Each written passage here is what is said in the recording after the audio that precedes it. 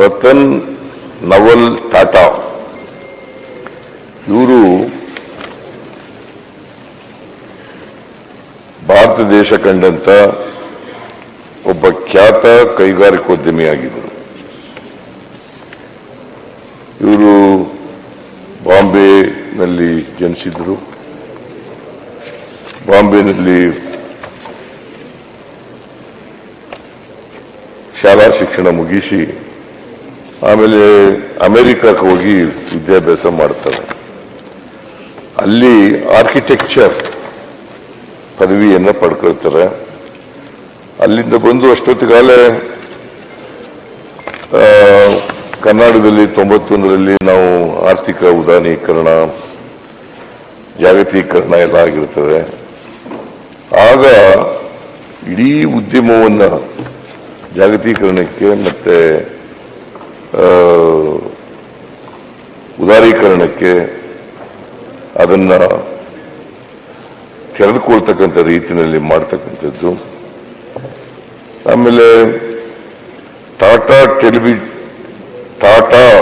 Tele services ಹಾಗೂ 2004ರಲ್ಲಿ IT ಕಂಪನಿಯಾದ Tata consultancy services ಕೂಡ ಸ್ಥಾಪನೆ ಮಾಡ್ತಾರೆ. ಅವರು ಟಾಟಾ ಟ್ರಸ್ಟ್ನಲ್ಲಿ ಬಹಳ ಸಕ್ರಿಯವಾಗಿ ತೊಡಗಿಸ್ಕೊಂಡಿರ್ತಾರೆ. ಸಾಮಾನ್ಯ ಜನರಿಗೂ ಕೂಡ ಅವರು ಕೊಂಡ್ಕೊಳ್ಳಲಿಕ್ಕೆ, ಕಾರ್ನಲ್ಲಿ ಓಡಾಡಲಿಕ್ಕೆ ಅನುಕೂಲ ಆಗಲಿ ಅಂತೇಳಿ ಅವರು ನ್ಯಾನೋ ಕಾರನ್ನು ಸೃಷ್ಟಿಸಿ ಅವರು ಸಾಮಾನ್ಯ ಜನರಿಗೂ ಕೂಡ ಕಾರ್ನಲ್ಲಿ ಓಡಾಡ್ತಕ್ಕಂಥ ವ್ಯವಸ್ಥೆಯನ್ನ ಕಲ್ಪಿಸಿಕೊಟ್ಟಿದ್ದರು. ಅವರಿಗೆ ಪದ್ಮಭೂಷಣ, ಪದ್ಮವಿಭೂಷಣ ಪ್ರಶಸ್ತಿಗಳನ್ನ ಕೊಟ್ಟು ಕೇಂದ್ರ ಸರ್ಕಾರ ಅವರನ್ನ ಗೌರವಿಸಿದೆ. ಬರೀ ಪದ್ಮಭೂಷಣ ವಿಭೂಷಣ ಅಷ್ಟೇ ಅಲ್ಲ, ದೇಶ ವಿದೇಶಗಳಿಂದ ಅನೇಕ ಪ್ರಶಸ್ತಿಗಳು ಸಿಕ್ಕಿದ್ದಾವೆ.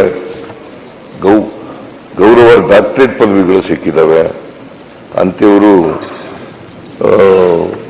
ಅವರು ಬರೀ ಒಬ್ಬ ಖ್ಯಾತ ಉದ್ಯಮಿಯಾಗಿರಲಿಲ್ಲ, ಜೊತೆಗೆ ಮಾನವತಾವಾದಿಯಾಗೂ ಕೂಡ ಇದ್ರು ಅಂತಕ್ಕಂಥದ್ದನ್ನ ಇವತ್ತು ಸ್ಮರಿಸಬೇಕಾಗ್ತದೆ.